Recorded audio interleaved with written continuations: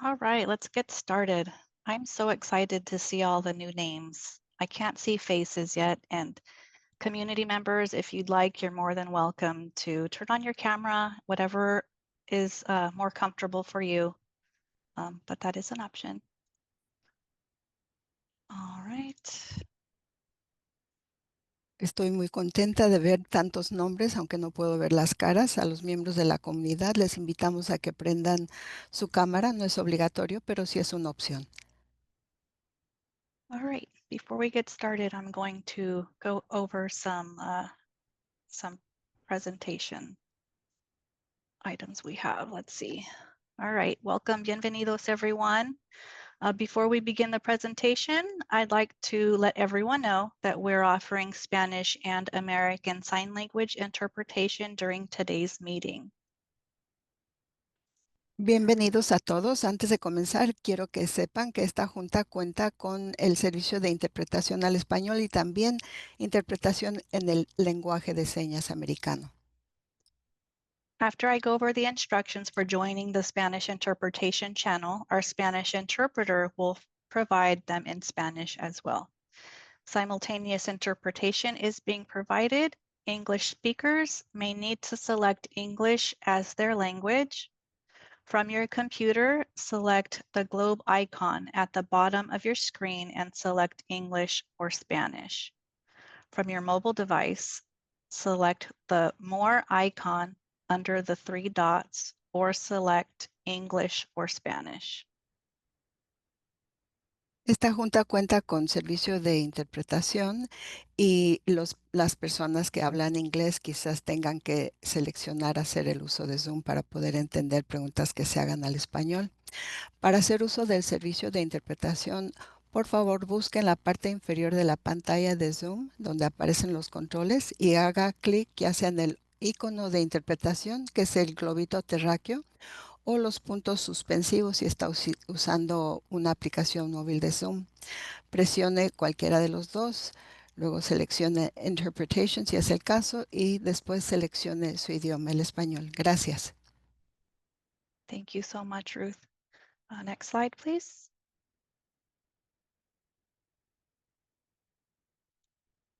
Okay. Good evening, everyone. I'm Adelina Paez. I am an air pollution specialist here at California Air Resources Board.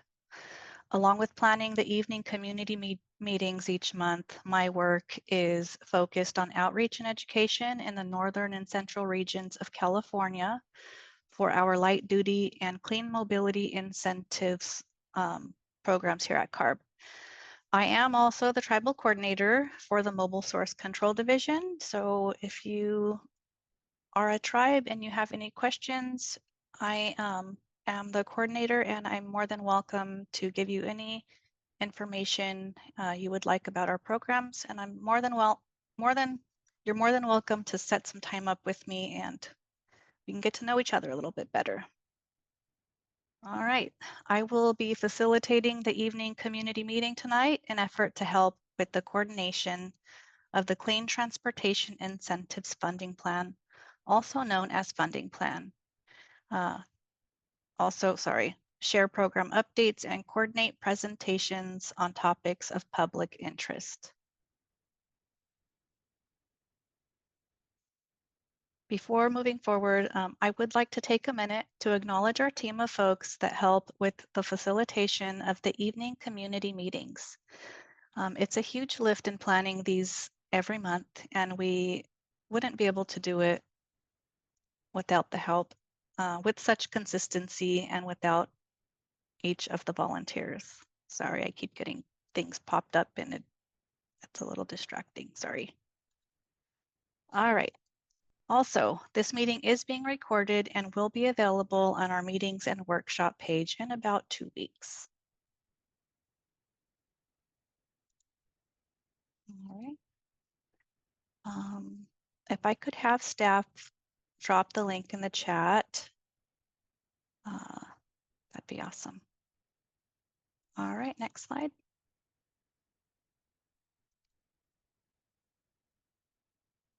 Okay. These meetings are about community and sharing information. Our meeting agreements are here to alleviate challenges and are as follows. Let's be respectful. Let's be kind and create a comfortable space for everyone to share their thoughts and experiences. Take space and/or make space. If you have a lot to say, great. We encourage you to ask questions, but let's be mindful and leave room for others to participate as well. Listen to understand. Let's listen without judgment or jumping to conclusions. And lastly, consider equity. We all aim to develop solutions with fairness and equality in mind. People from all over California are here to work together on the clean transportation incentives. These diverse perspectives can help us overcome barriers. With these agreements in mind, let's continue. Next slide.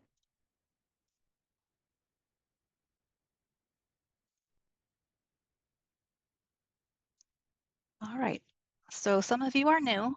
I do see a lot of new names. So let's just go over what these are, what the purpose of the evening community meeting is.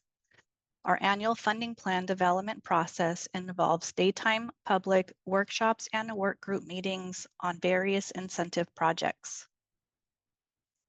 However, we understand that community members face unique challenges attending these meetings compared to representatives of industry, government, and non-government organizations. This means all of you parents trying to rush home to pick up kids and do other stuff before anything else happens. So these are for you. CARB staff continues to host these monthly evening community meetings to make it easier for community members and people not associated with organizations or company to engage with us. If you do represent an organization or a company that can attend the daytime meetings, we welcome you to listen in on these meetings to hear individual and community concerns and feedback. However, we do ask to please save your comments and questions till after we've heard from them first.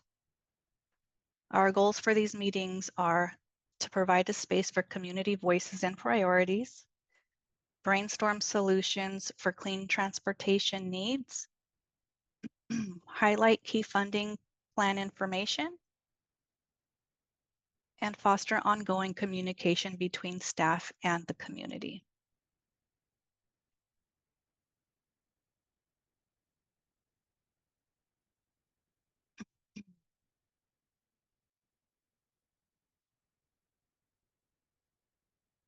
All right, next slide. Go over the agenda.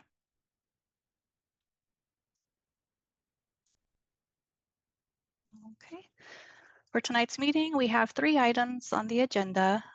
Up first for tonight, we will have Catherine Canepa presenting a summary of 2 work group meetings, light duty vehicle purchase incentives and long-term plan. There were 2 meetings, one held on July 10th and one on August 2nd. Then followed by Inder Atwal, Nicole Hutchinson, Brianna Rocha, and Matt Williams summarizing their work group meeting on HVIP core, ISEF, and long-term heavy-duty investment strategy. Their meeting was held on July 22nd. And then we'll finish up with Stephanie Parent and Ava Yaghubirad providing a summary of the August 14th workshop funding plan, draft allocations, and policy changes and clean transportation incentives. Okay. Oh, just to note also, we will have a Q&A after each topic. I will now hand things over to Catherine. Thanks, Adelina. Good evening, everybody. My name is Catherine Canepa. I'm an air pollution specialist at CARB as well. And this evening, I'll be providing a summary on 2 work groups that we had on the individual mobility incentives, which are also known as the light duty vehicle purchase incentives. I'm going to try to use the term individual mobility incentives, but they mean the same thing. So these meetings, as Adelina said, were held on July 10th and August 6th, and were part of our funding plan development process, which you'll hear more about later in the presentation from Stephanie. Next slide, please.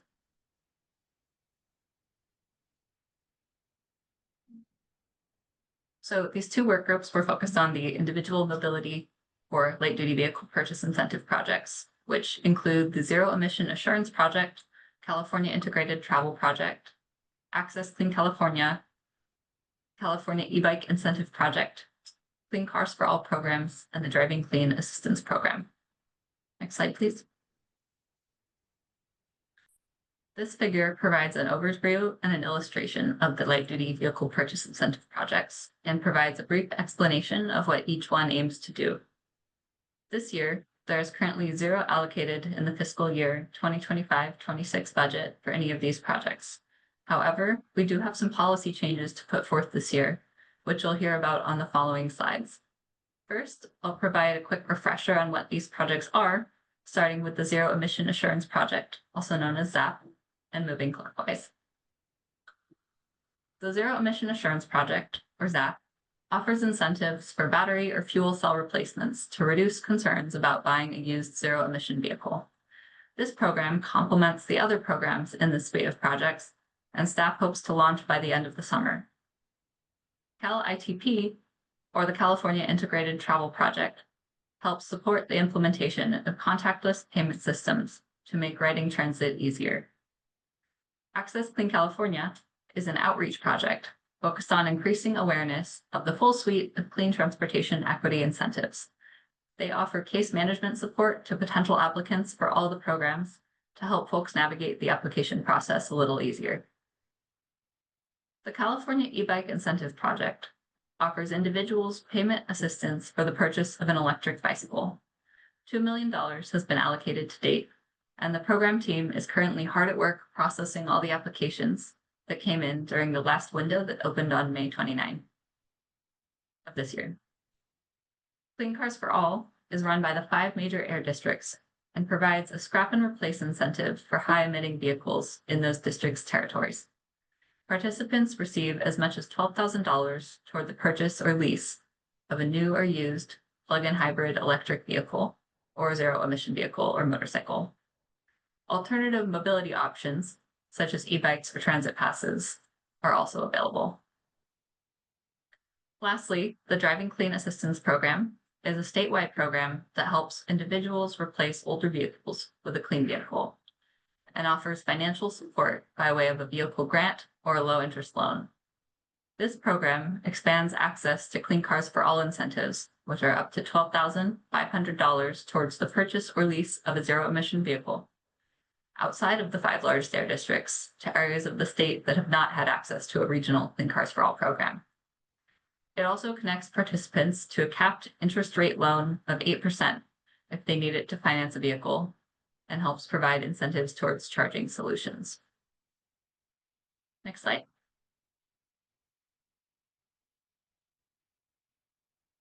So in the 2 work groups, CARB staff led a discussion of proposed policy changes for CARB's individual mobility incentives.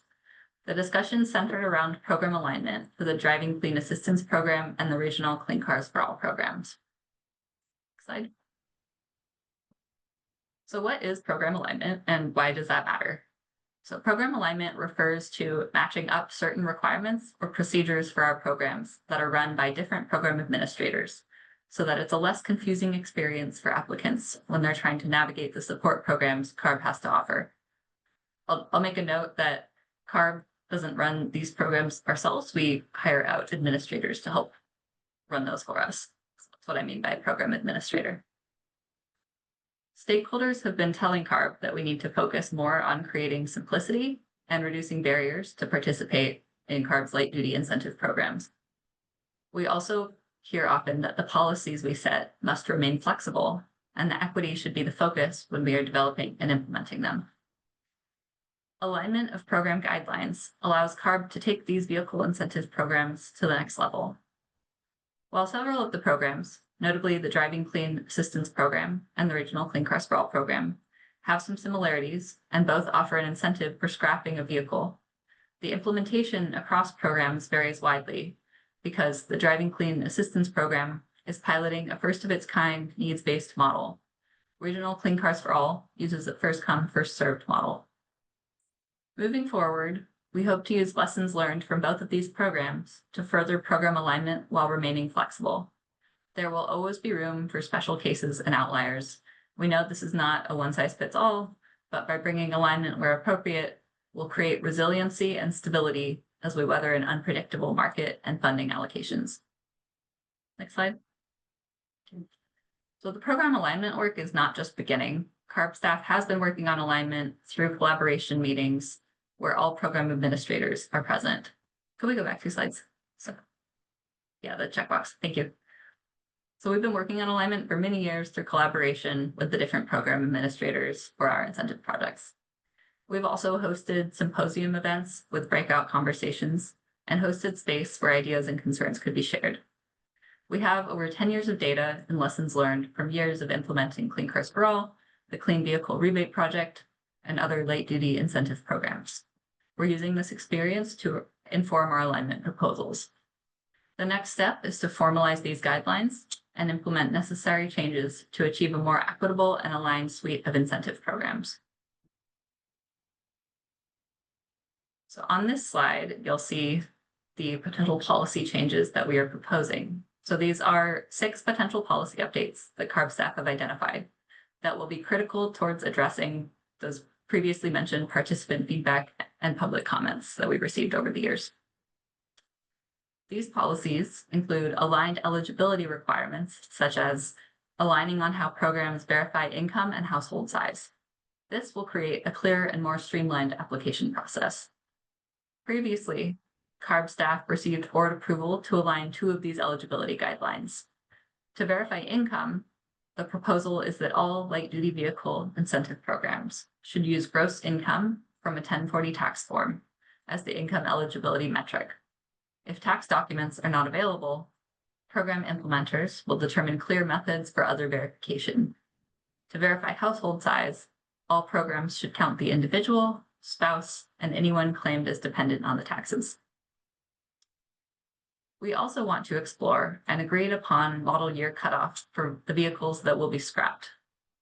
For model year cutoff, program staff are exploring a cutoff of the eligibility at vehicles that are 15 years or older.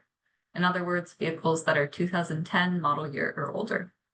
On the table, though, is further prioritization of the oldest and highest emitting vehicles through consistent thresholds that would be set. Next, a purchase price cap will expand consumer protection and further align the different programs. The majority of the district Clean Cars for All programs have a cap between $45,000 and $48,000. And a cap of $45,000 would align with research on vehicle affordability and help ensure that low-income program participants are not burdened by the price of a vehicle they cannot afford. However, we did receive feedback that this would exclude one popular manufacturer in some regions and restrict vehicle purchasing options as we head into a volatile market with new tariffs and likely price increases. To that end, CARB staff would like to do more research and compare data on available vehicles and prices across the regions before setting this cap. Lastly, staff proposed to have a statewide approved dealer list and standardized program closure procedures. Currently, each program handles program closure differently, and we believe participants would benefit from clear definitions surrounding how program closures happen. These 6 policies have been identified as building blocks in providing equitable solutions towards the adoption of electric vehicles and will help reinforce consumer protections, transparency during the application process, and help maintain access to communities and individuals who need these programs the most. Next slide, please. Finally, staff have also been hard at work to develop processes that help the incentive programs be more responsive to the market. Making policy changes through the funding plan process and grant amendments can take a very long time, and it does hinder the ability of program administrators to quickly adapt programs to the end user's needs. Staff is proposing a new process to facilitate updates to the Driving Clean Assistance Program and the Clean Cars for All program implementation outside of the funding plan. One option that is being explored is to post an annual program update notice via a memo which is a practice used by other CARB funding programs. CARB staff would work closely with program administrators throughout the year on those necessary changes and then push out agreed upon updates on a regular basis. Next, I'll provide a quick overview of the long-term strategy for individual and community mobility incentive projects, which were also discussed in the 2 work groups.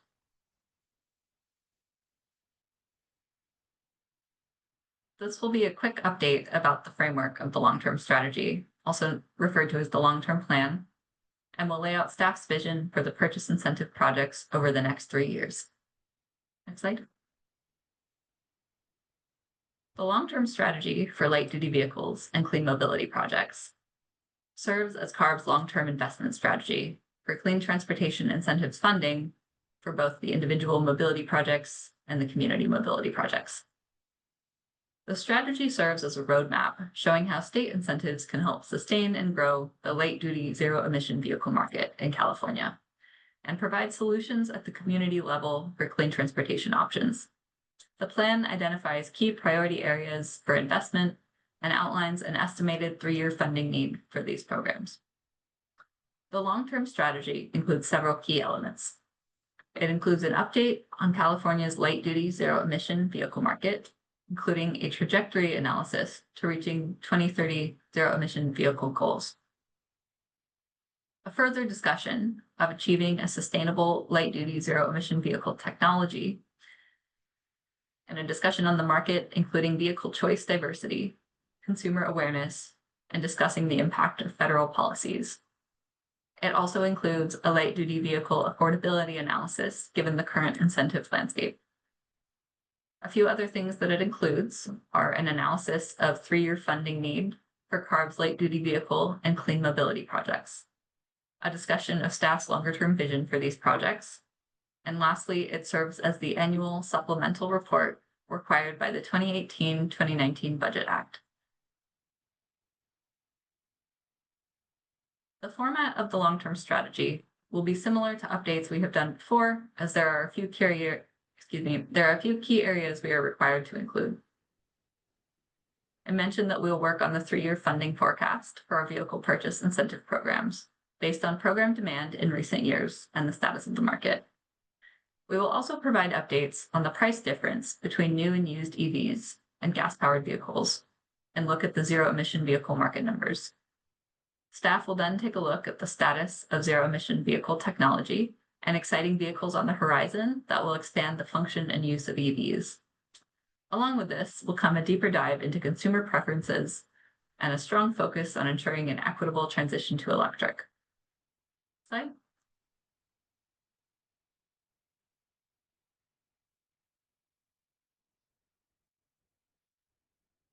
Throughout the process, we will be reviewing recent and ongoing research. As we analyze the ZEV market and what's to come, we will use this information to assess how our vehicle purchase incentive programs could be modified based on changes in market conditions and a shift away from a focus on the mass market to primarily focusing on priority populations. CARB will be kicking off a separate but coordinated effort to update the long-term strategy for our clean mobility investments. Next slide.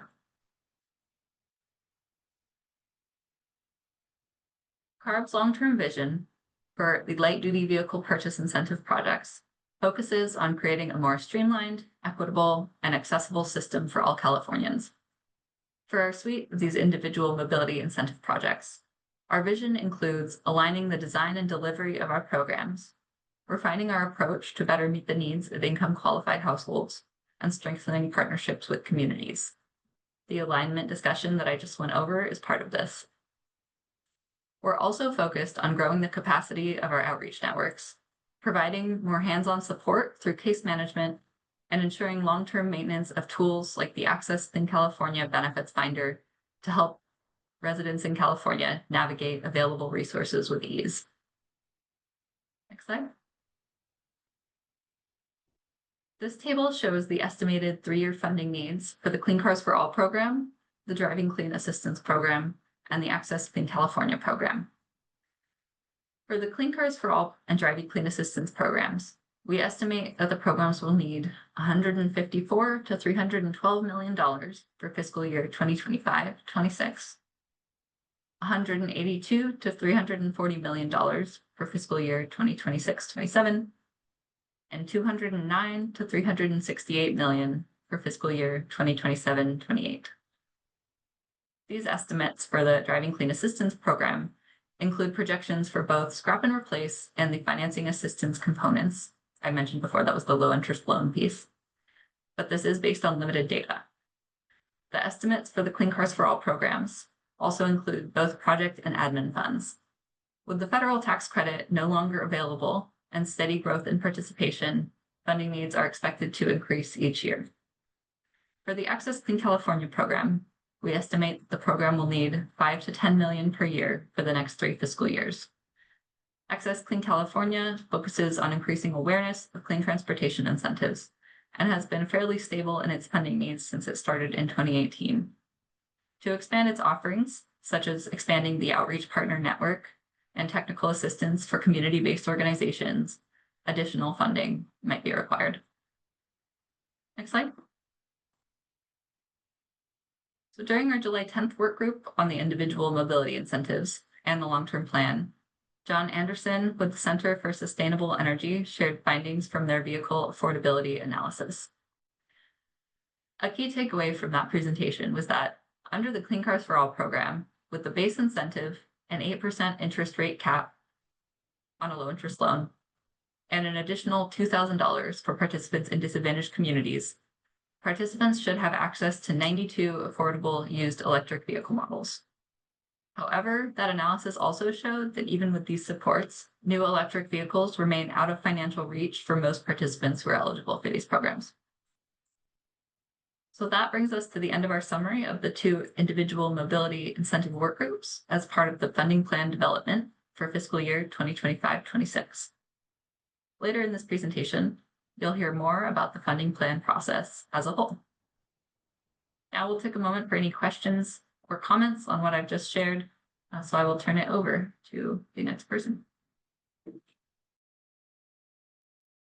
Hello, this is Jessica speaking, and I'll be helping with the question and comments portion of the presentation. We'll now open the floor for questions and comments regarding this part of the presentation here. If you have any questions, please name your affiliation. I'd like to remind everyone that the evening communities are intended for community members and not individuals affiliated with an organization or a company to be able to share their thoughts, comments, and ask questions. Please make space to allow them to speak first. To ask a question or a comment, if you're on your desktop, please click Raise Hand under the Participants tab. If you're on your mobile device, please click Jessica, we're having a hard time hearing you. I am so sorry. Let me see if I can get closer to my laptop.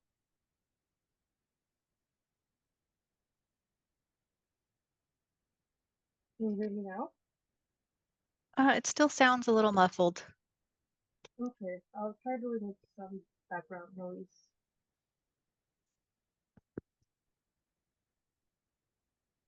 But for now, I see 2 raised hands. I'll start with Miguel Martinez. Please state your name and affiliation.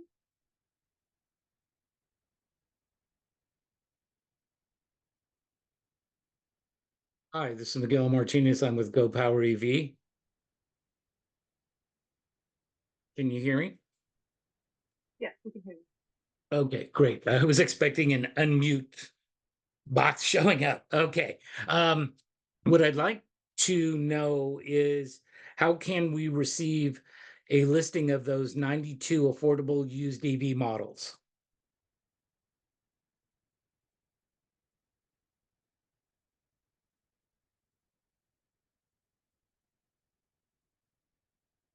Hi, this is Michaela. And if you send an email to the Clean Transportation Incentives, we can get you that list. Thank you. Perfect, thanks. Okay, up next we have Jill Bailey. I've allowed you to unmute yourself. Please state your name and affiliation. Hi, I'm Jill Bailey. I'm a constituent. I had a question about the $7,500 payment. From my understanding, it's if you don't have scrappage, you get 10 or 12,000 on the EV purchase, but if you don't have a car to trade in, you get 7,500. So I'm curious if there's a plan to raise that, or if you've been noticing movement in the disadvantaged communities where people are able to utilize that $7,500 to purchase a vehicle and it's still affordable for them.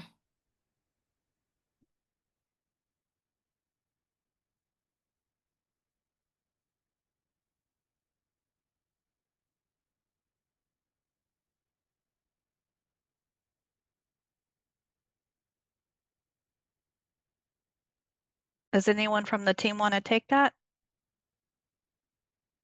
I was giving staff a quick, oh, great, go for it. Yeah, at this time, there are no proposals to increase the incentive amounts in the funding plan. Thank you. Yeah, and I'll just add for that, Jill, we are seeing a lot of interest in the programs. And in the financing and assistance side of the program that offers the 7,500, that program is pretty close to capacity. We have received a lot of applications and are going through those and trying to process those as quickly as possible. And on the kind of scrap and replace side, we've seen a lot of interest, but a few less applications there. But we do expect that the program's brand new, and as more folks learn about it, that the interest is just going to continue to grow.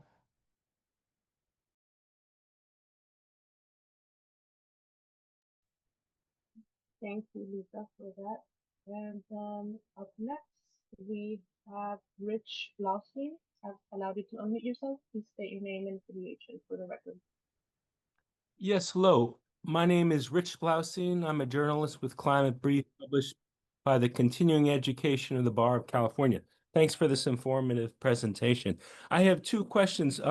For the those description of the programs and the alignment measures, will those alignment measures be put together? They're part of the policy proposal that will be presented to the board, CARB board, in November with the whole funding program. And then also my question on the recommended or the estimated funding amounts. Where would that funding come from? Would it be legislature, or would it also possibly come from CARB general funds? Thank you.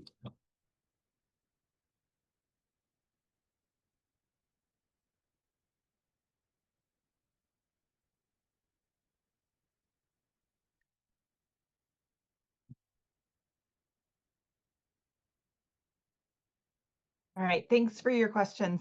The answer to the first question is yes. All of the proposals that staff laid out will be in the funding plan. And then with response to your question about funding, that would need to come from the legislature. CARB does not have any just discretionary funds. Everything is done through the state legislature for appropriation to us, and then we allocate to the programs from there. Thank you. Okay, up next we have Alex Imori. Please state your name and affiliation. Hi there, my name is Alex Emery. I am with Central California Asthma Collaborative, but also kind of just here as a community member. I had one question and one comment. My first question is actually going to be directed to Lisa, because you had just said that we're kind of approaching capacity for the finance assistance portion of DCAP, but that we still have, funding for the scrap and replace, which makes sense. That's kind of the trend that we're seeing on the ground as well. But I also know that the scrap and replace sometimes is more difficult for people to qualify for.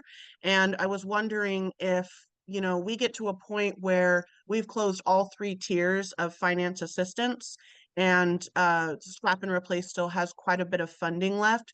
Would there be consideration or a possible future plan to shift some of that funding over to finance assistance to continue to help with, you know, people who aren't able to scrap? Or do you think that that's just going to kind of stay there and continue running until it runs out? So that was my one question. And then my comment was just also going back to the first person talking about the list of the 92 EVs. I'm super interested in seeing that list as well. And I was wondering if it would be something that could be rolled out to the community or made for community access. I think it would assist residents a lot who are looking for used vehicles to be able to kind of get a better idea of what used vehicles are available, and also, you know, what CARB is saying that are, you know, eligible used vehicles that they're seeing. And that could, you know, be on your website, or that could be on DCAP's website. But I just also wanted to suggest that I think that that should definitely be made available for public consumption. It would help a lot with redeeming these grants. Thank you. Thanks, Alex. That's some very helpful feedback. Really appreciate it. With regard to the budget, so the way that we did structure the program within DCAP is that, yes, the funds, there is some flexibility to move money between the 2 projects to support financing assistance or Clean Cars for All, should there be a greater need on one side or the other. But there is also this additional kind of challenge of the fact that some of the Air District Clean Cars for All programs are also over capacity with there as well. And so, you know, right now we're kind of just waiting to see what happens with the state budget and whether or not additional funds come to support these programs overall. There's certainly not enough money to keep the projects going, any of them, even the Clean Cars for All side within DCAP, to keep them all going for very long. And so the reality is, overall, we just need additional funding to keep the programs going.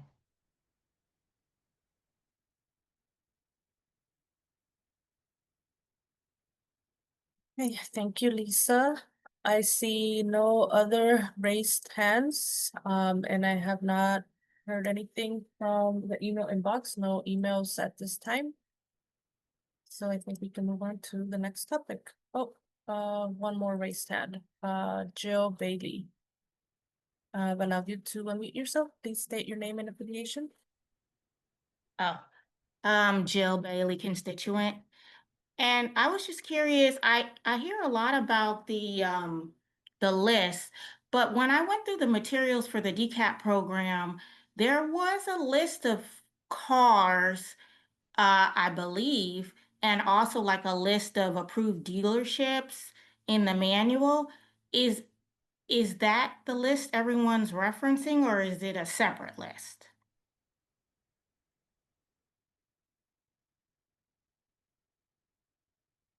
Hi, Jill. Thank you for your question. Let me see if my camera's working. So there's a couple of different lists, I think, that, and maybe this is kind of a CARB, maybe CARB, we can take this internally. So there are 2 different lists right now. I think some of the lists that folks are mentioning is the list that an analysis was done by the Centers for Sustainable Energy, and that is in regards to what vehicles are available in terms of like affordability. They hit a certain price cap, and so that is kind of the list that folks, or that we use a lot of times to kind of help with our analyses. And so, at least in regards to the Driving Clean Assistance Program, what that list is referring to is the list of eligible vehicles for purchase or lease through DCAP. And so some of those have a, let's just say, like an MSRP cap, and a couple other requirements as well. And so I think there's 2 different lists that are going on right now. So we will take your comments back and try to clarify what we could, but do know that at this moment in time, those 2 lists are separate. Hopefully that answers your question.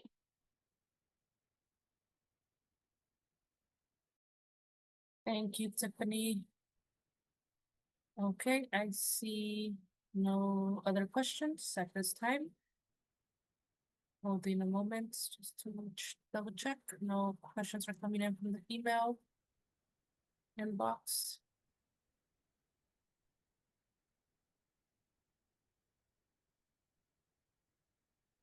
Okay, no additional emails and no more raised hands. So thank you all. We can move on to the next topic.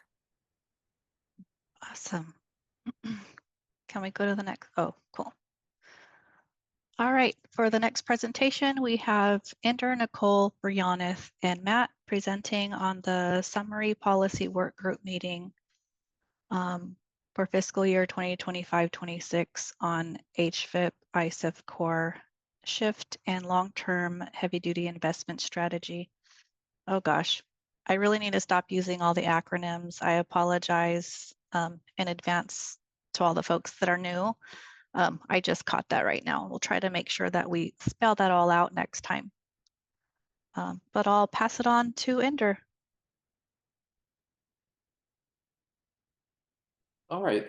Thank you, Adelina. I'm here to talk about HVIP, and like we discussed, there'll be a couple other presentations on other parts of the incentive portfolio for heavy-duty trucks. But if we can go to the next slide. Looking ahead to the 2025-2026 funding cycle, we are developing a proposed allocation plan that is data-driven and grounded in market performance, stakeholder feedback, and the state's clean transportation goals. This plan is designed to ensure program continuity, address market gaps, and encourage broad participation across sectors.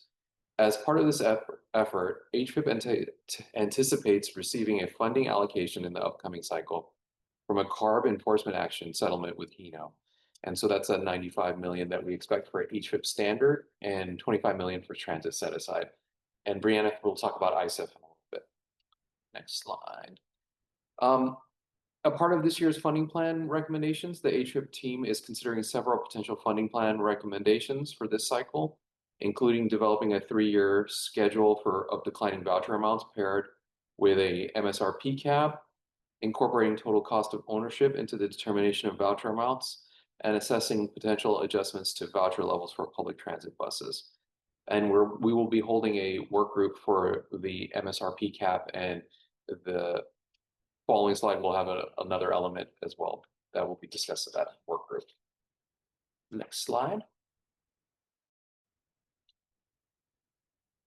Additionally, the HVIP team is exploring potential updates to the public fleet voucher incentive structure and criteria, working to establish CARB truck testing requirements for vehicles to qualify for HVIP eligibility, and considering the development of manufacturer eligibility criteria to help ensure program integrity and support high quality, reliable, zero emission technologies.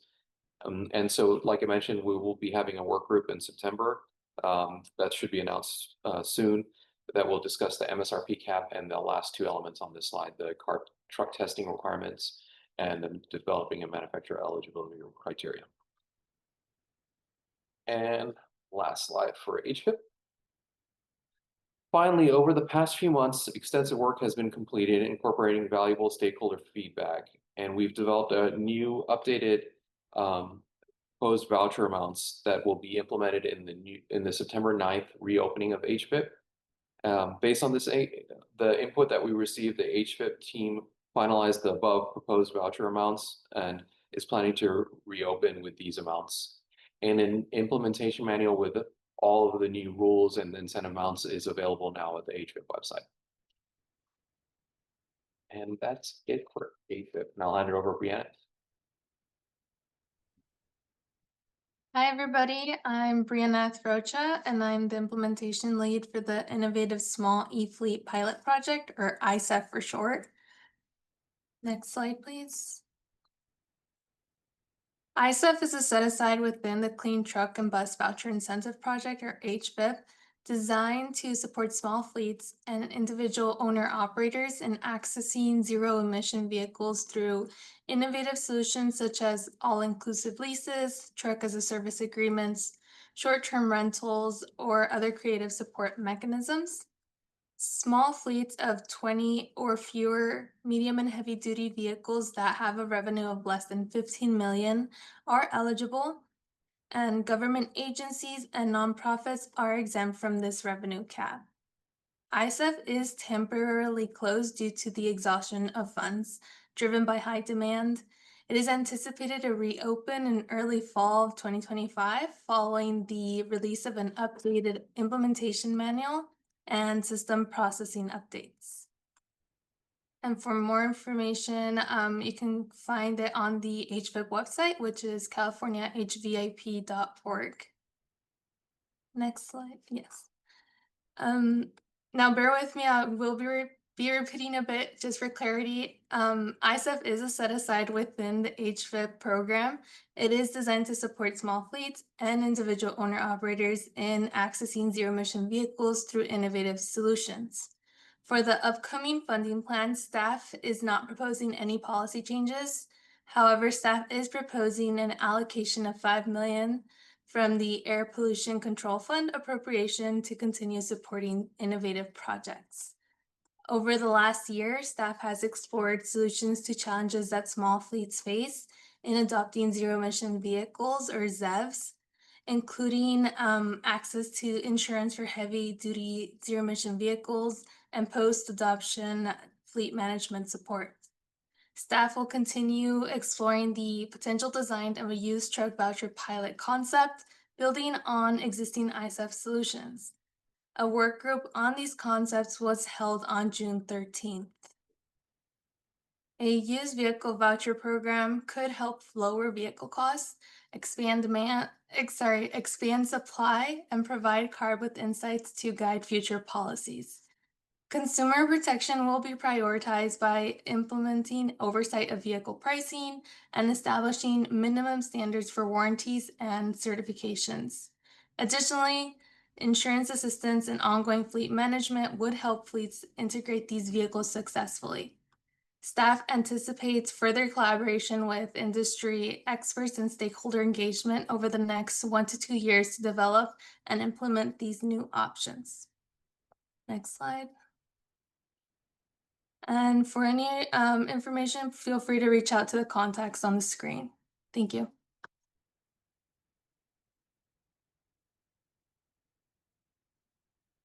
I think I'll turn it over now to Nicole. Yep. Hi, folks. Sorry, I was struggling with the mute. All right. Good afternoon or evening, I guess. My name is Nicole Hutchinson. I'm the lead staff for the Clean Off-Road Equipment Voucher Incentive Project, or CORE. I'm going to provide a brief overview of staff's proposal for the fiscal year 2025-26 updates to the CORE program, which were discussed during our workshop on July 22nd. These proposals are part of the broader funding plan development process, and we're here to share concepts, highlight key changes, and gather your input. Next slide. Alrighty, so as you can see on the slide, CORE is proposed to receive $31 million in HVIP funds for fiscal year 25-26. Next slide. All right, so this is an animation. Just go through it. If you don't mind the person sharing. Perfect. Alrighty.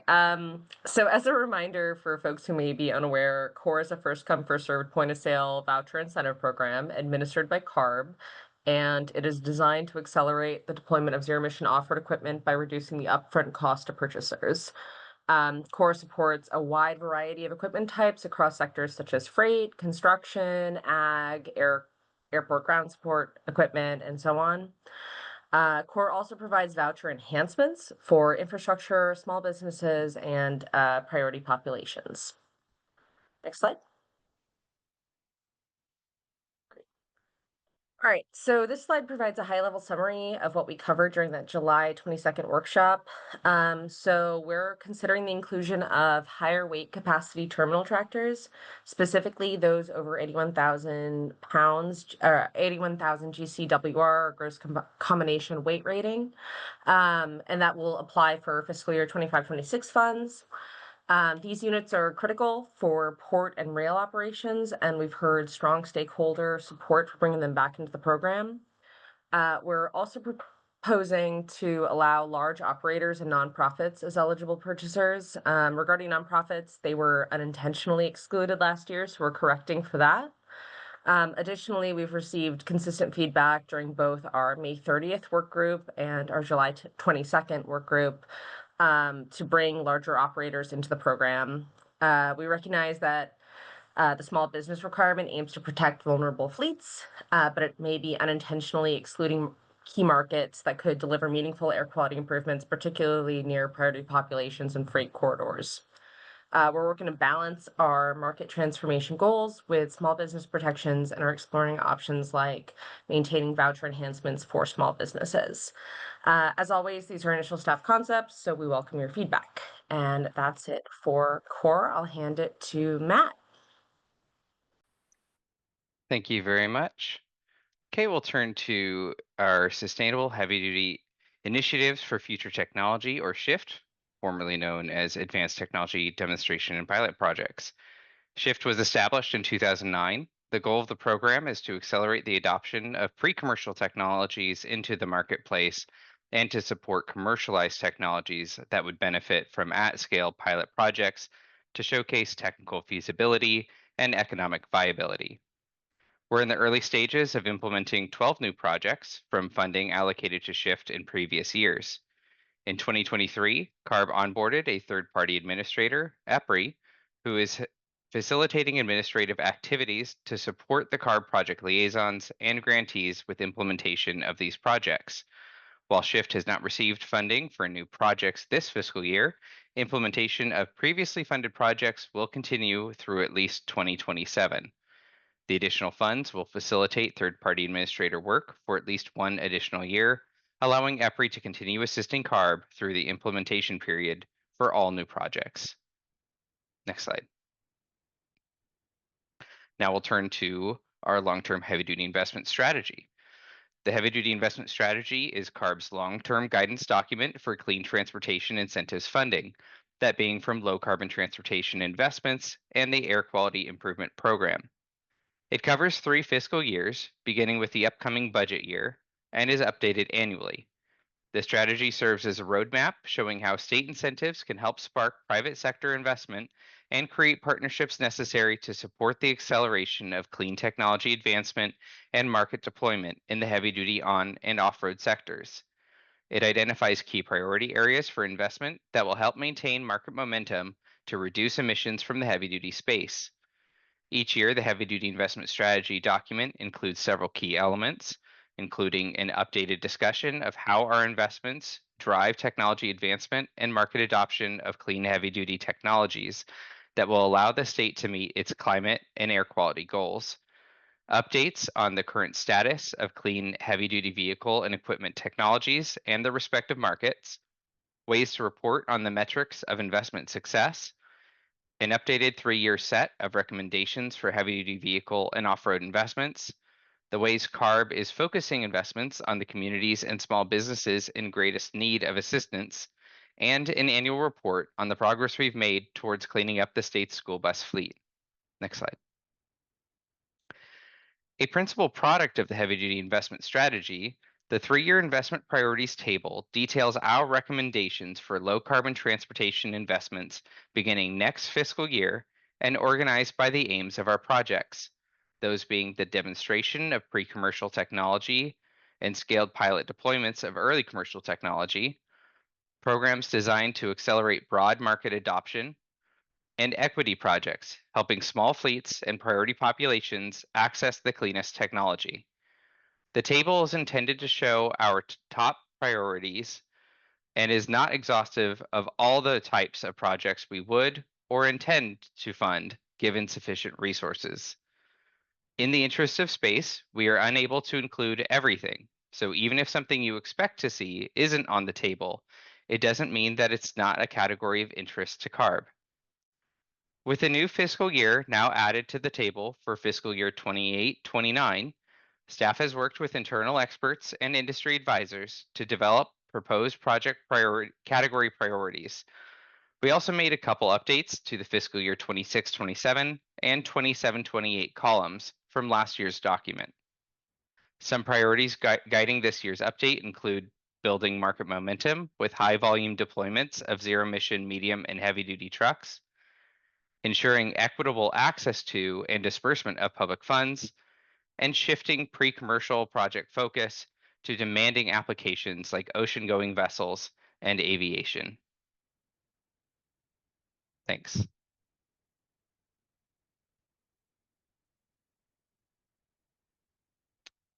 So I think now we have an opportunity for questions. Yes, thank you, Matt. We'll now open the floor for questions and comments regarding the policy work meeting fiscal year 2025 to 2026 for the programs HVIP, ISEF, and Shift, and long-term heavy-duty investment strategy. Please hold any other program-specific questions until the appropriate agenda item or the open Q&A session at the end of this meeting. To ask a question or a comment, if you're using a desktop, please click raise hand under the participant tabs. Or if you're using a Zoom or mobile device, please tap raise hand in the more tab. If you're dialing in by phone, you can press *2 to raise your hand. You may also email questions to the Clean Transportation Incentives at arb.ca.gov. This email address will also be posted in the chat in English and Spanish. I will now start taking raised hands. Please include your name and affiliation, if any, with your question, and note that the email monitor will notify us of your questions in real time. Jessica, I'm sorry, I didn't mean to cut you off. Just before we start this Q&A portion, I do want to remind everybody that these evening community meetings are very specific for community members who are not represented by an organization or agency of any kind. So let's give them some space to ask questions first. So if you have your hand raised, great, we can answer the questions, but I do want to make sure that we're giving space and time for community members who want to know more about the programs or have questions. Thanks. Thank you, Aralina, for that reminder. I see 2 raised hands right now. I'll start with Barry F. Boyd. I've allowed you to unmute yourself. Please state your name and affiliation before asking your question. Thank you and good evening. I'm, as you stated, Barry F. Boyd. I am a board member of the Sacramento Environmental Justice Coalition, but I am also a resident in a DAC community here in Sacramento, and I'm speaking in that regards as a resident in a DAC community. Just a quick question. I missed the slide that the gentleman that presented first before Andrea Morgan in regards to the dollar amounts. If it's possible, could that slide come up for about 5 seconds so I can get a picture of it? Outside of that, I don't have another question. Thank you, Barry. I think we can do that, but as a reminder, we do post the Can we, Jessica, I would online. I would just suggest if we can put the link in for the California HVIP.org website, it should be available now. And Mr. Boyd, that you can go to the implementation manual and all of that, all the new rules and all of that bit is all in there, so that you can see all the different changes that we've made. So I was gonna say also the slides are posted. Is that correct? William, do you mind posting the link for the slides? yeah, and the only caveat there is the slides when we created this deck, they still said proposed, but the final columns are final now. So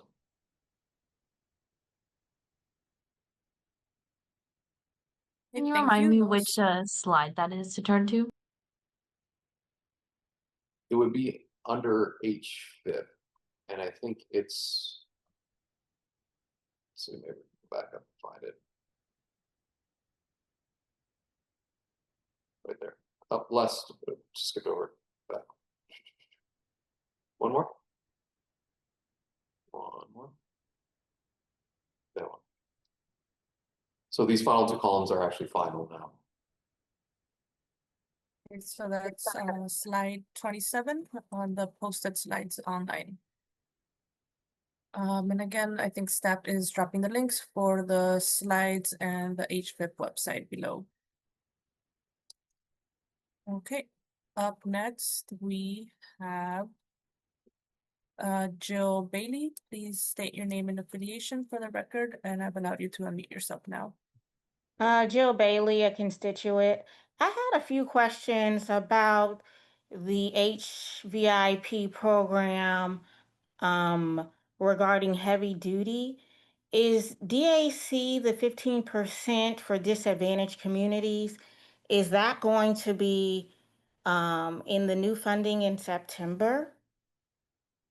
So DAC funding has been originally HVIP had a bunch of plus ups, and there were plus ups for like DAC and different other things. You know, there was a doubling for small businesses.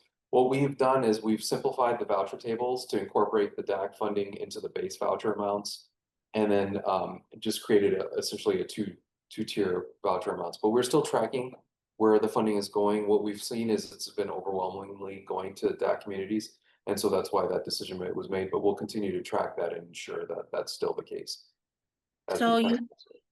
Okay, so you mean the 15% is folded into the small business portion where It's into both, actually, yeah. So because it would apply to large fleets and small fleets.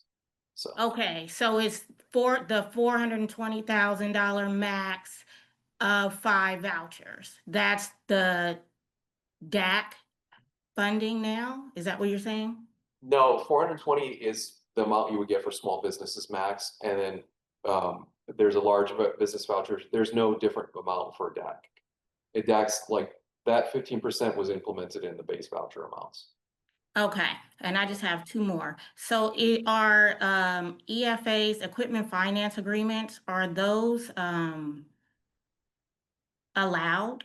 Like if the lender wants to record a lien with the California DMV ELT, is that treated as an eligible purchase? Yeah, you can finance your vehicles and still purchase them. Okay. And get an HVIP incentive. You know, the HVIP incentive is like a point of purchase thing, just like you would get the $7,500 in light duty. It's very similar in that respect. The dealer would kind of factor it into the purchase formula, and then you would finance what you normally would finance. Okay, and then I looked in the manual, the new updated manual online. I didn't see anything for total loss or casualty within 3 years. So if a truck's totaled or stolen during a 3-year hold, what's the exact recapture method? And maybe that's something I can email if you don't know it on the spot. No, so can you re-ask that? So are you asking if are you required to pay back the HVIP funding in that situation? Well, yeah, like what's the recapture amount, or if it's stolen or totaled out? Yeah, so those are usually case by case kind of situations. You know, we don't normally go after fleets if they've, in good faith, try to, you know, meet the 3-year requirement and so forth. And so we usually take those as a case by case situation.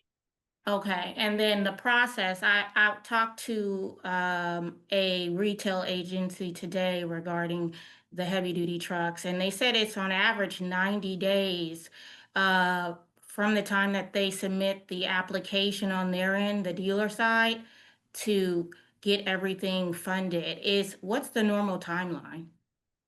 It depends, you know, there is a process. So as long as, you know, because a lot of it's determinant on the fleet having all their information submitted, and a lot of the streamlines we provided should make that process quicker. So I couldn't really tell you if it's going to be quicker or slower, but the expectation is we are expecting a more streamlined approach going forward.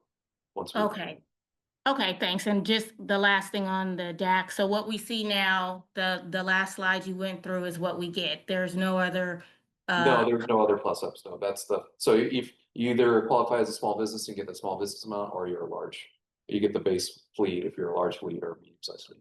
And it's still capped at 5, right? The small business one is, but that cap only means that you can get that amount for that 5, but you can continue to get HVIP vouchers, right? But at the base voucher, 240. Yeah. Okay, because they're like $500,000. So, okay, thank you. Okay, thank you for those questions. I see one more raised hand. We have Emily Stevens. I've allowed you to unmute yourself. Please state your name and affiliation before asking your question or comment. Hi there, my name is Emily Stevens. I'm with TRC, and sorry, my last name got a little bit misspelled, but yeah, it's Emily Stevens. And I just want to continue the conversation on the HVIP plus-ups. I remember hearing you guys were toying with the idea of keeping the, I believe, school bus and transit bus plus-ups can you just confirm whether or not that is still an option or if those plus ups have gone away? So what we've done is incorporate them into the voucher tables. So you'll see in the implementation manual, different amounts for trucks, for transit buses, school buses, and those are based on including the plus ups. So it's a much simpler presentation, but the voucher amounts have not changed. Okay, got it. So they just still reflect those plus ups as just in the table. Yeah, it's just in a table. Yeah. Okay, beautiful. Thank you so much. No problem. Okay, I'll allow one moment to see if we have any emails in the inbox. Right now, I don't see any raised hands.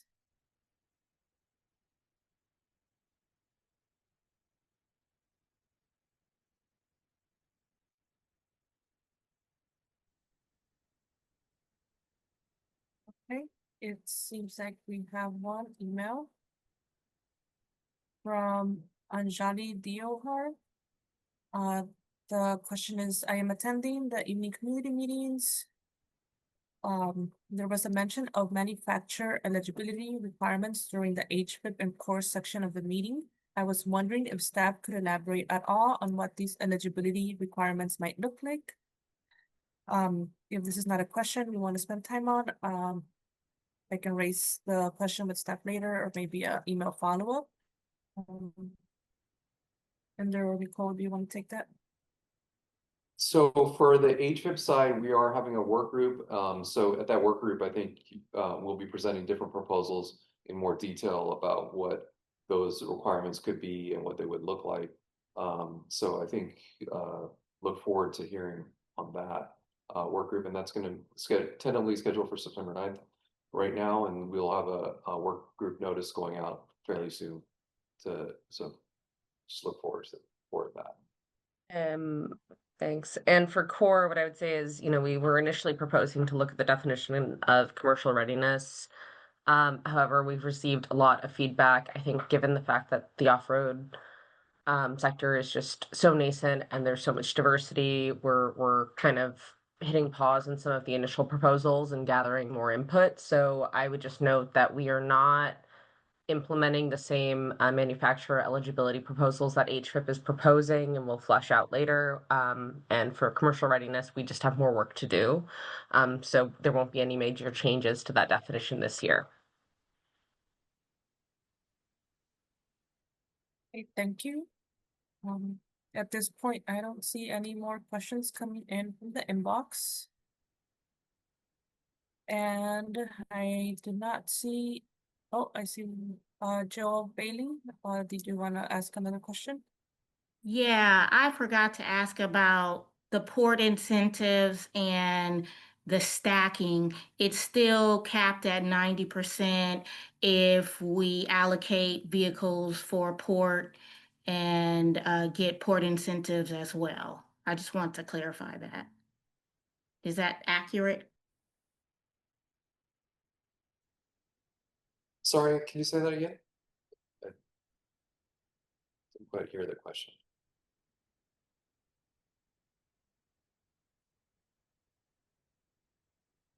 So there are several incentives I read at the Port of Los Angeles and Long Beach that allow for stacking. And I was a little confused on if you allocate certain Class 8 tractors to work at the port, you receive additional incentives. So those are accurately reflected in the recent August 2025 manual. I'm just confirming if those percentages are accurate or if there are any other things I should know about regarding. Well, so yeah, you can stack with other funding sources, and so you kind of have to work between both groups. So if you're going to get a separate funding source, you kind of have to figure out what they're willing to give you, and then HVIP kind of will apply after, and then give up to 90% of the purchase price, and so that's kind of how stacking works. Yeah, so none of those rules have changed. None of those kind of things have been changed in the recent updates. All the updates are more focused on large fleets and the voucher table that was presented earlier. But I think I was confused. If they want to, so you will just stop your funding at 90%, or everyone has to stop their funding, the Port of Los No, they Angeles? have their own rules and requirements. So Okay, so, okay, you just cut yours off at 90%. our yeah, the HVIP rules would only apply to HVIP funding. Okay, okay, I appreciate it. Thank you.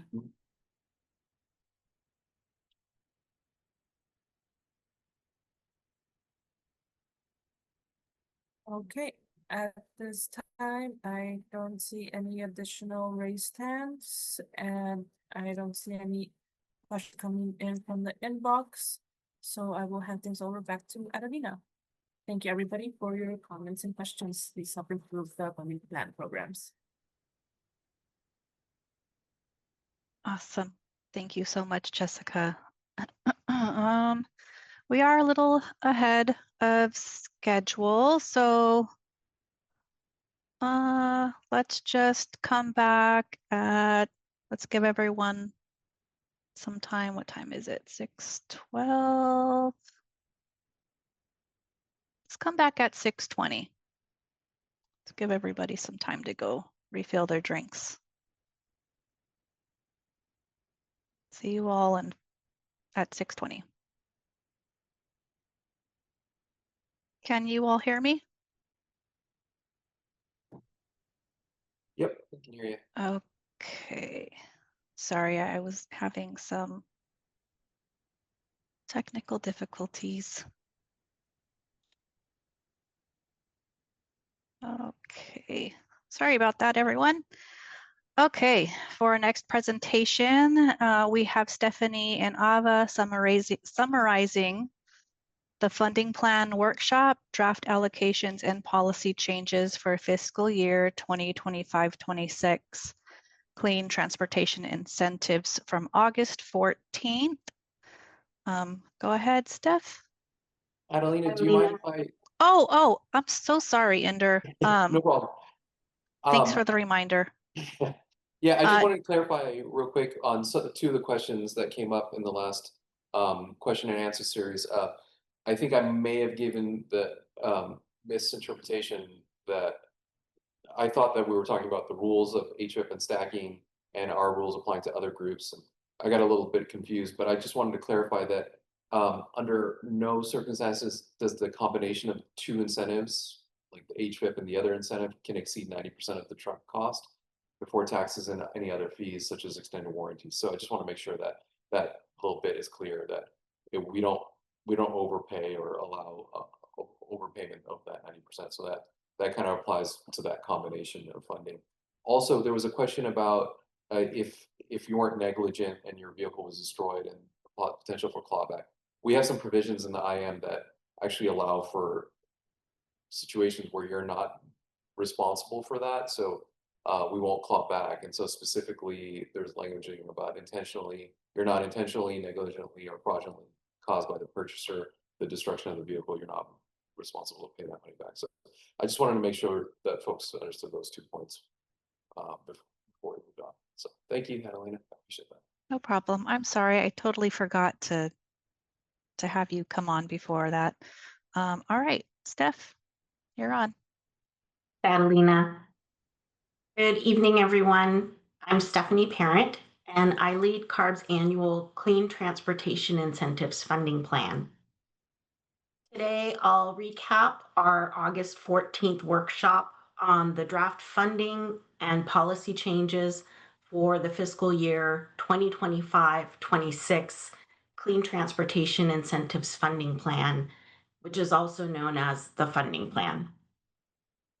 In this section, I'll cover a bit about what the funding plan is, our investment programs, and historical funding, including cumulative funding for priority populations. Then we'll go over this year's budget and draft allocations for various clean transportation incentive projects. While the workshop covered our full suite of incentives, you've already heard the program policy proposals from vehicle purchase incentives, also known as individual mobility incentive projects, and for the heavy duty investments. After my introduction, I'll hand things over to my colleague, Ava, to go into more detail about the community mobility incentive projects and staff's thoughts for potential policy changes, which have taken public comments and discussions into consideration. Next slide, please.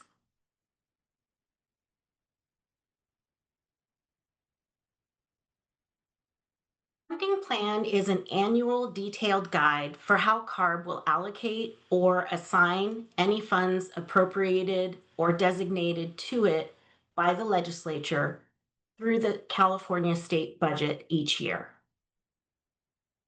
Through the plan, CARB staff aims to meet CARB and California state goals to improve air quality and reduce the impacts of climate change. CARB staff also aims to meet community and business needs. Where any funding appropriations allow for CARB to allocate funds to different incentive projects, that's where we collaborate with you and other interested parties on how those funds should be assigned to one or more projects. Lastly, the plan is a way for us to refine and improve how the projects work. Next slide. The funding plan covers projects under the Air Quality Improvement Program, or HVIP, and the Low Carbon Transportation Program. HVIP was created in 2007 and has served as the foundation for the Low Carbon Transportation Program.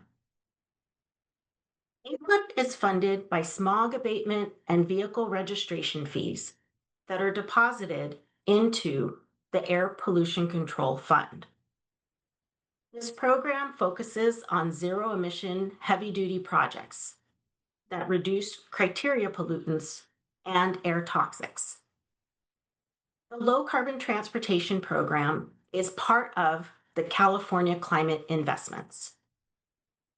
California Climate Investments are funded by proceeds from the sale of state-owned allowances from quarterly Cap and Invest, which is formerly known as Cap and Trade as of now, of these auctions, and they're deposited into the Greenhouse Gas Reduction Fund. This program has also received funding from the General Fund and other one-time funding sources. And together, these investments support CARB's advanced technology, clean transportation incentive projects that reduce greenhouse gas emissions in priority population communities. Next, I'll go over our historical funding. This slide shows the funding designated to CARB from fiscal year 2009-2010 through fiscal year 2024-25. As you can see, the largest portion of funds has come from the Greenhouse Gas Reduction Fund, shown on the left of the slide, followed by the State General Fund, shown in the top right. Other smaller pots of funding include the Air Quality Improvement Fund, the Proposition 98 General Fund for zero-emission school buses, and various one-time funding sources shown in the bottom right. The total amount of funds designated to CARB during this time frame is over $6.2 billion. Next, we'll talk about funding for priority populations. Over the past decade, funds allocated to the variety of incentive projects in our portfolio that have benefited priority populations have increased overall. Our incentive projects started off with the aim to get zero-emission vehicles and equipment into the mainstream. In fiscal year 2013-14, greenhouse gas reduction funds became available, and CARB was directed to tailor incentive projects toward people who live in disadvantaged communities. As projects matured and more projects launched, we and our partners began to increase the percentage of funds benefiting priority populations. In fiscal year 2021-22, 53% of funds benefited priority populations. And for the past 2 fiscal years, 60% of funds have benefited that same group. Next slide. Slide updates the Clean Transportation Incentive appropriations based on the June 15th budget. Note that all amounts are approximate.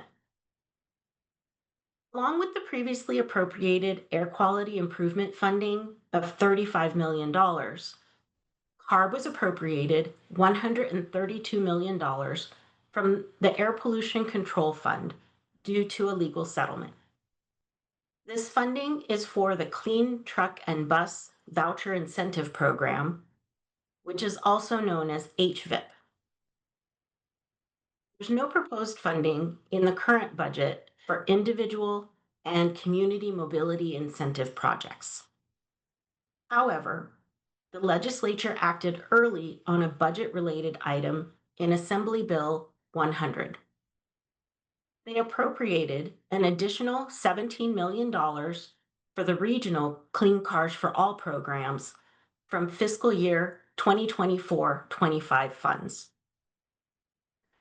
That said, it's important to note that even though the state budget for general fund dollars has been determined, the legislature and the governor's office have until September 12th, the end of this year's legislative session, to negotiate the final budget for the Greenhouse Gas Reduction Fund. The legislature may pass bills that could amend the state budget by adding or removing funds that were previously appropriated. Next slide. This slide shows CARB's staff's draft allocations for medium and heavy duty on and off-road vehicle and equipment incentive projects. Based on these allocations, clean off-road equipment would receive $31 million. Sustainable heavy-duty initiatives for future technology, also known as SHIFT, which was formerly known as Advanced Technology Demonstrations and Pilot Projects, would receive $2 million.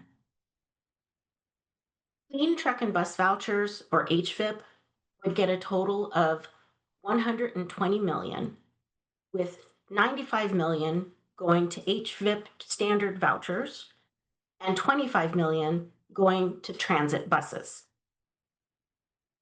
Lastly, $5 million would go to the Innovative Small E-Fleets pilot project. Note that 5% of funds are reserved for CARB administration of incentive projects per the Greenhouse Gas Reduction Funds. So this is where you can provide us with feedback about whether these allocation amounts seem appropriate, or if you have suggestions about how the funds could be shifted among these projects or other medium and heavy duty projects that aren't listed on the slide. The projects not listed on the slide are zero-emission school buses and zero-emission truck loans. Now I'll hand things over to my colleague Ava to present on the community mobility incentive projects.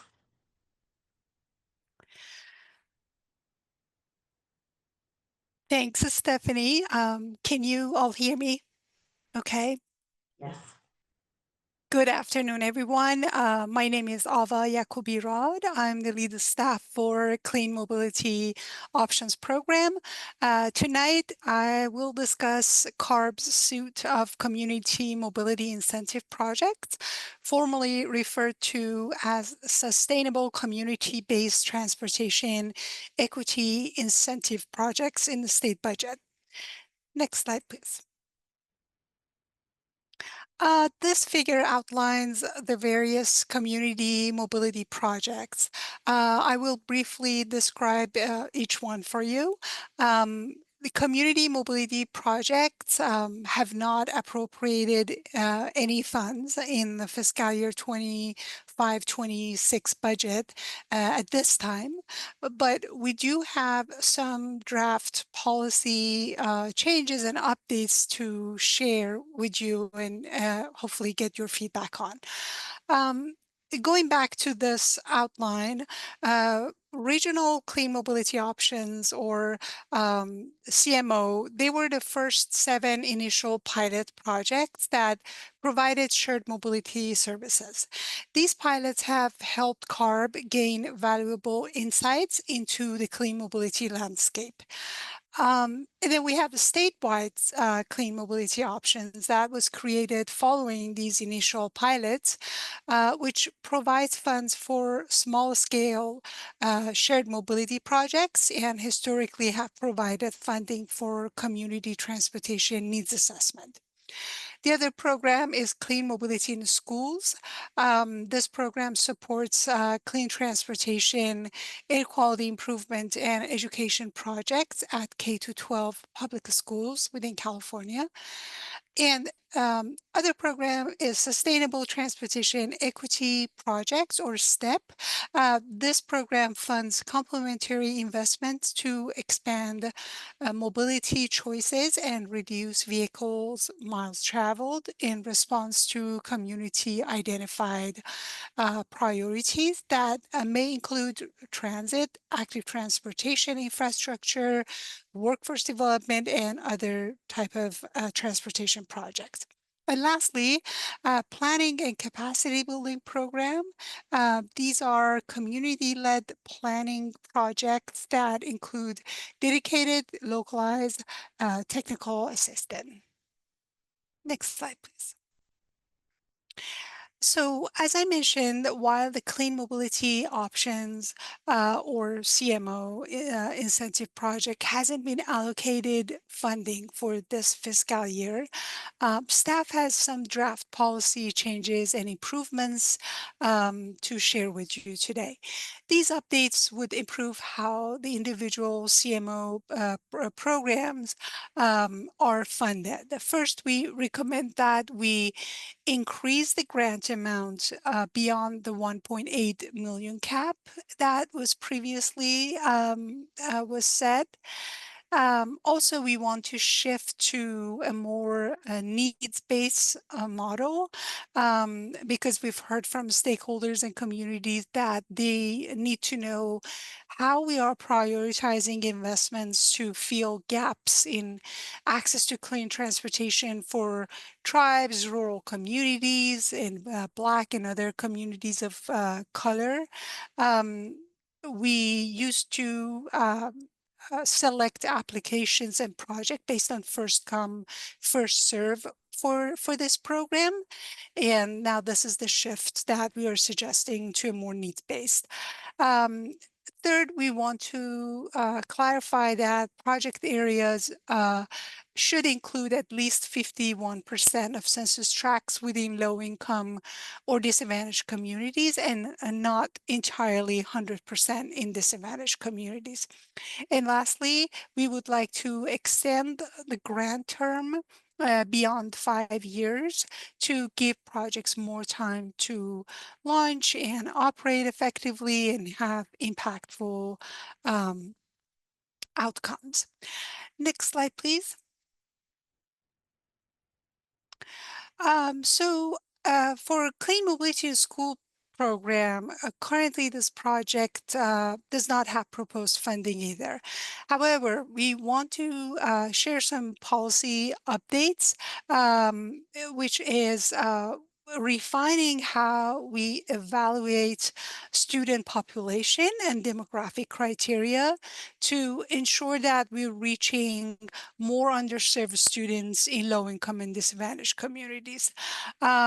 Moving forward, we have begun to explore how to expand the concept of clean mobility in schools to additional public schools throughout California. We want to use lessons learned and create models for this expansions.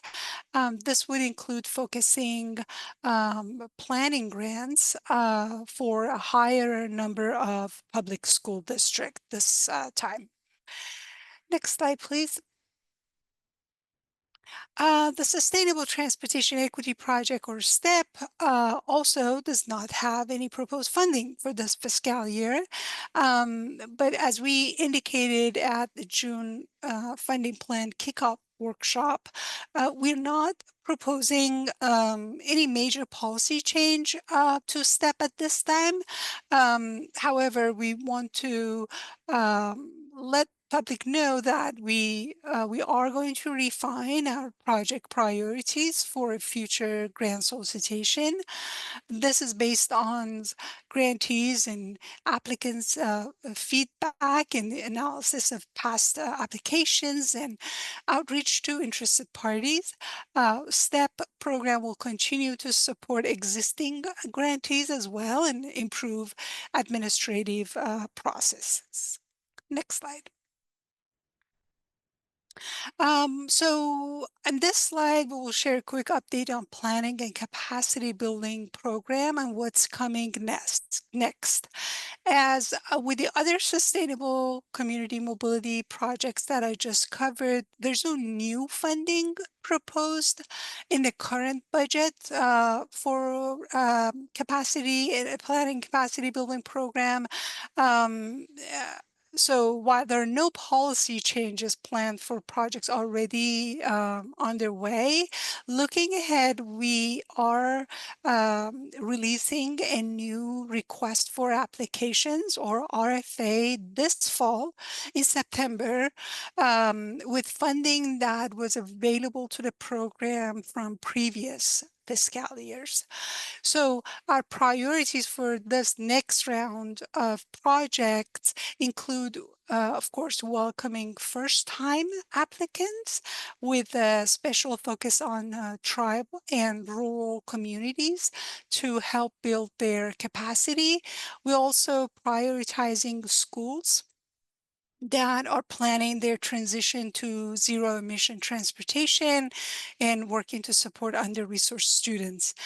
And finally, if we receive any applications, more applications through this RFA than available funding, we will use any additional future funds to support eligible projects from this RFA. So more communities can benefit over time. I think we'll put the link for planning and capacity building RFA solicitation a document on in the chat box, because we have a window open to receive comments on draft criteria. The actual RFA will be released sometimes in September. Back to you, Stephanie.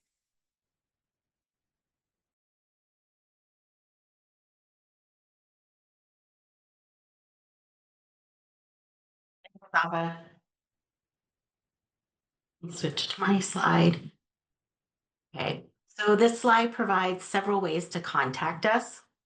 Our main email address is shown second from the bottom, Clean Transportation Incentives @arb.ca.gov. Staff will share the email address in the chat. We also have the Funding Plan Engagement Opportunities webpage linked on the last line. Staff will share that web link in the chat also. I'll now hand things over to Jessica Monterosa to facilitate comments and questions on this portion of the presentation. Thank you, Stephanie. We'll now open the floor for questions and comments about this part of the presentation. I'd like to remind everyone that these meetings are intended for community members and individuals not affiliated with an organization or a company to be able to share their thoughts, comments, and questions. Please make space to allow them to speak first. To ask a question or a comment on Zoom desktop, please click raise hand under the participant tabs, or if you're on Zoom mobile, tap raise hand in the more tab. And if you're dialing in by phone, press *2 to raise your hand. You can also email questions to cleantransportationincentives@arb.ca.gov. This email address will also be posted in the chat.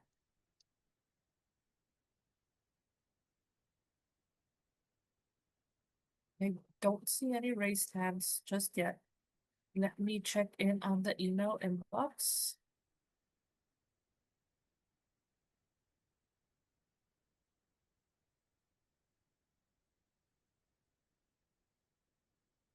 No emails in the inbox.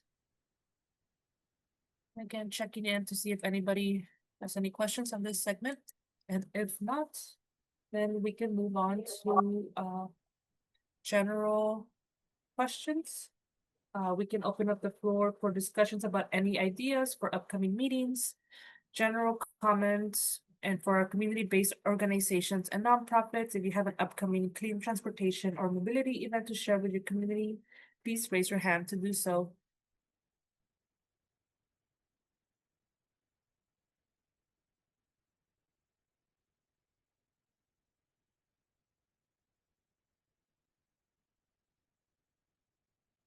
Okay, I see no questions, comments, or events. And as a reminder, we do have this open general session at the end of the presentations for all evening community meetings.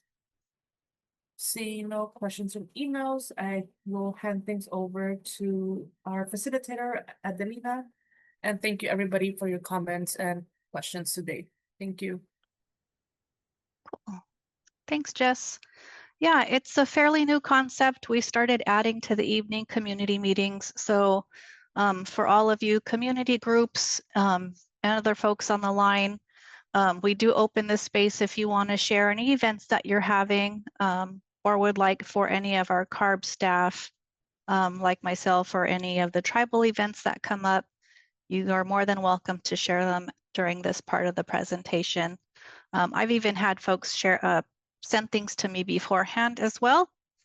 One thing that I did want to bring up, and it's very new, it just happened today.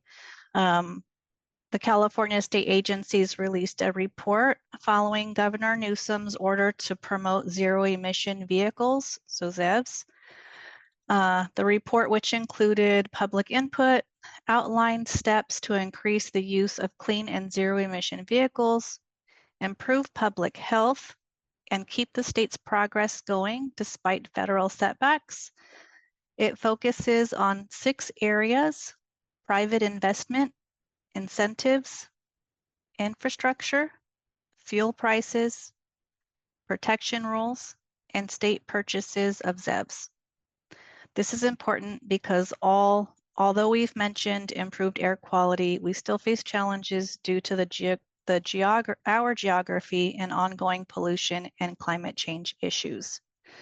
I am going to have William drop the ZEV Forward report in the chat if anyone would like to check that out. It is now available for everyone to view. Okay, next slide. All right, just see next slide. On wrap up and next steps. Just want to thank everyone again. We appreciate your time and collaboration. And before we sign off, just wanted to go over a couple of events or meetings coming up.